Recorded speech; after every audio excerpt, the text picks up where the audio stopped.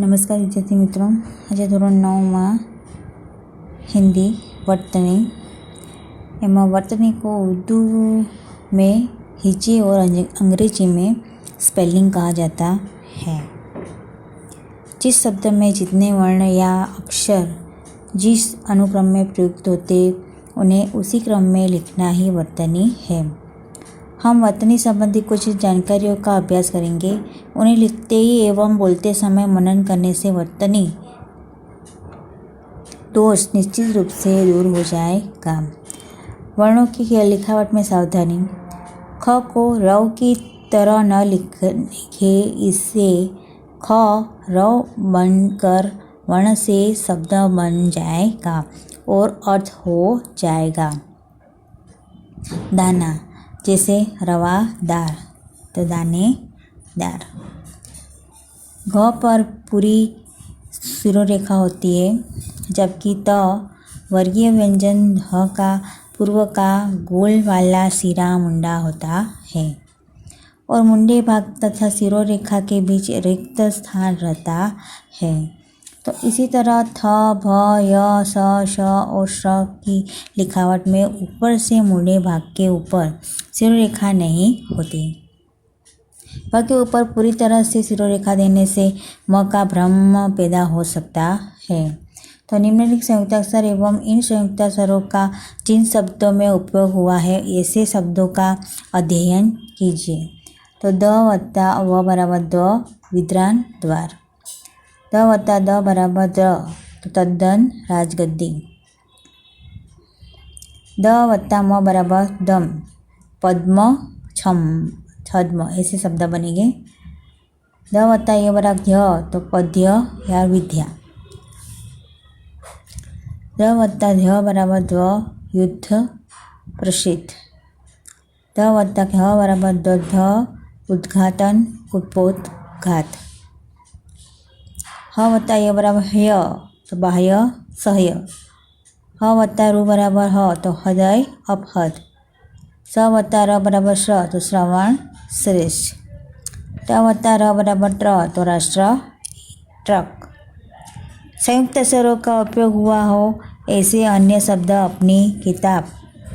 तो अनुस्वार और चंद्र बिंदु, पूर्ण अनुस्वार और अर्ध अनुस्वार चंद्र बिंदु। तो पूर्ण अनुस्वार में ऊपर जो चिन्ह होता है उसे अनुस्वार कहते हैं, अंत। और यहाँ पे अर्ध अनुस्वार, आ के ऊपर अर्ध अनुस्वार, तो अंध आत, गंध गाँव, तंतु तात, दंभ दात, पंच पांच, हस हसी। ऊपर दिए गए उदाहरणों में अंध, दंभ, पंच इत्यादि में जिस चिन्ह अनुस्वार का प्रयोग किया गया है उसे अनुस्वार कहते, और आठ, दांत, पांच इत्यादि में जिस चिन्ह में अर्ध अनुस्वार का प्रयोग किया हुआ है, यानी कि चंद्र बिंदु का किया गया हुआ, उसे अर्ध अनुस्वार या चंद्र बिंदु कहते हैं। ठीक।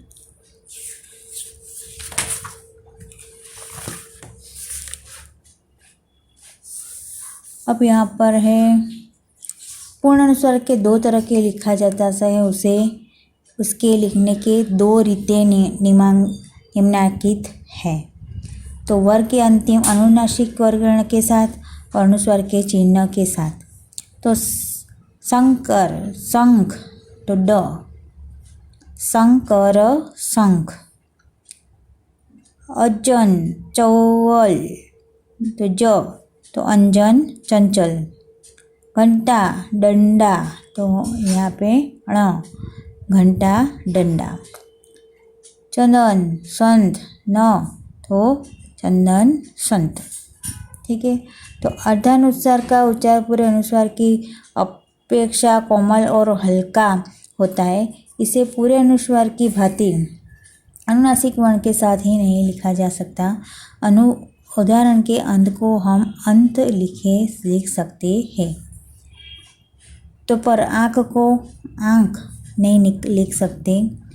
अतः जहाँ अनुस्वार का उच्चारण कोमल हो तो जिसे हम जिसे ड, य, ण, न और म आदि अनुनासिक संयुक्त वर्णों से न लिखा जा सके वहाँ अर्थ अनुस्वार समझना चाहिए और उसे चंद्र बिंदु के साथ लिखना चाहिए। ठीक है, तो शिरोरेखा के ऊपर लिखी जाने वाली मात्रा के ऊपर सामान्यतः अनुस्वार तथा नीचे लिखे जाने वाले मात्रों के ऊपर चंद्र बिंदु का प्रयोग होता है। जैसे शिरोरेखा के ऊपर तो मैं, क्यों, यह, उन्हें, उन्होंने, इन्हें, इन्होंने, किन्हें, किन्होंने, जिन्हें और जिन्होंने। और शिरोरेखा के नीचे कहाँ, आंगन, अंगना, जहाँ, गांधी, आंधी, आँख, जांच, मात, नाद, बाद और आँख। ठीक है, अब यहाँ पे हम देखे हैं ह्रस्व स्वर वाले शब्द जो है यहाँ पे ह्रस्व दीर्घ के मूल्य के उदाहरण। ई की जगह पे ई की मूल्य। यहाँ पे अशुद्ध और शुद्ध वाक्य है, यहाँ पे भी अशुद्ध और शुद्ध वाक्य है। तो इसके ऊपर जो ऐसे रकार है, यहाँ पर रकार नहीं है। इस तो इस, कोस तो किस, जिस, जिस, चाहिए, चाहिए, निकट, निकट, कोशिश, कोशिश। शब्द वही पढ़े जाते हैं लेकिन उसमें थोड़ा सा एक तरफ रस्वई आएगा, कोई किसी में रस्वई होगा तो किसी में दीर्घई भी आएगा, किसी में अनुस्वार आता है तो किसी में अनुस्वार नहीं आता। शब्द वही मिलने बनेंगे। जिस तरह से निकट तो यहाँ पे रस्व है तो निकट, तो यहाँ पर दीर्घ है तो निकट। कोशिश, कोशिश, ना, गिरना।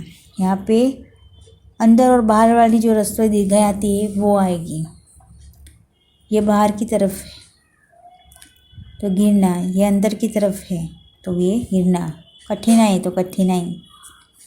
फिर तो फिर, रिहा तो रिहा, लिया, लिया, बहिन, बहिन, बिकट, बिकट, विदित, विदित, मिलना, मिलना, विकसित तो विकसित।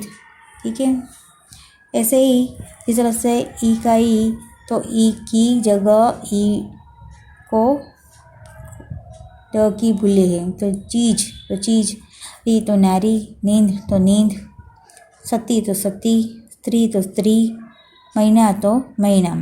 जिसमें बाहर वाली स्वई और अंदर वाली दीर्घई जैसे इस तरह से आती है वैसे। ठीक है,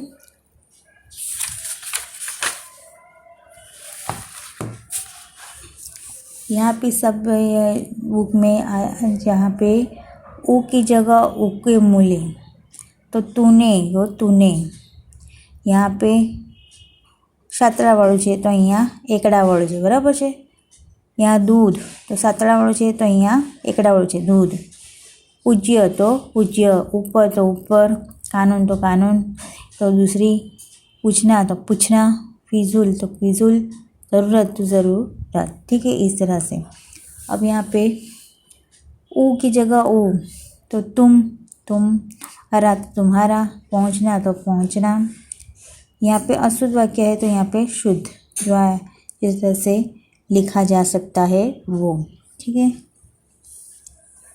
अब यहाँ पे हमारा जब संयुक्ताक्षर के अंत्य स्वर पर भार हो तो उसके तो कुत्ता तो कुत्ता, गुच्छा तो गुच्छा, बिल्ली तो बिल्ली, सूत तो सूत, किश्ती तो किश्ती, चिट्ठी तो चिट्ठी, नुस्खा तो नुस्खा, लुफ को लुफ।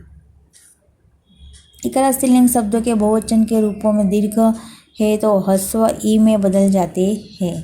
तो थालिया तो थालिया, जिंदगियाँ तो जिंदगियाँ, टोपिया तो टोपिया, दासिया तो दासिया, पोथिया तो पोथिया, सदिया तो सदिया।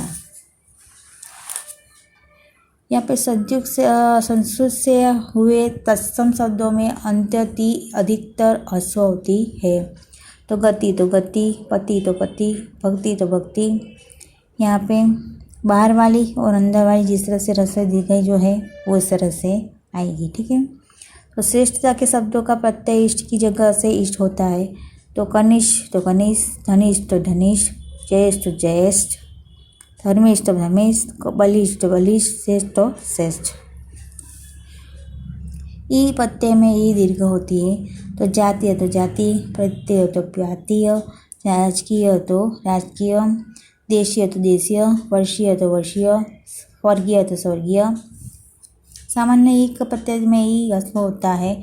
शुद्ध और अशुद्ध वाक्य में देखिए, औद्योगिक औद्योगिक, ऐच्छिक ऐच्छिक, दैनिक दैनिक, नैतिक तो नैतिक, शारीरिक तो शारीरिक, स्थानिक तो स्थानिक। समझ में आया इसमें? तो जो रसवई यहाँ पे बाहर वाली है तो यहाँ पे अंदर वाली, जिस तरह से। समझ में आया? सामान्य इन प्रत्यय में ई दीर्घ होता है। तो अर्वाचीन तो अर्वाचीन, नवीन तो नवीन, दिन तो पराधीन, प्राचीन प्राचीन, कुलीन कुलीन, दिन स्वाधीन। प्रत्यय संबंधी मूल्य शुद्ध और शुद्ध में उत्कटता तो उत्कर्ष, औद्यता तो औदार्य उदारता, गौरवता तो गौरव गुरुता, धैर्यता तो धीरता धैर्य, साम्यता तो साम्य समता, सौजन्य तो सौजन्य सुजनता, ऐक्यता तो ऐक्य एकता, कार्योप्यता એટલે गोपनीयता कार्पण्य, दारिद्रता यानी कि दरिद्रता दारिद्र्य, पौरुषत्व पौरुष पुरुषत्व, बेमिन्यस्य सौंदर्य तो सुंदरता सौंदर्य। ठीक है, तो उपयुक्त शब्दों के उदाहरण से पता चलता है कि भाव पर्यायक शब्दों के बाद प्रत्यय लगाना ठीक नहीं है। ठीक है, तो यहाँ पर आपका पूर्ण होता है।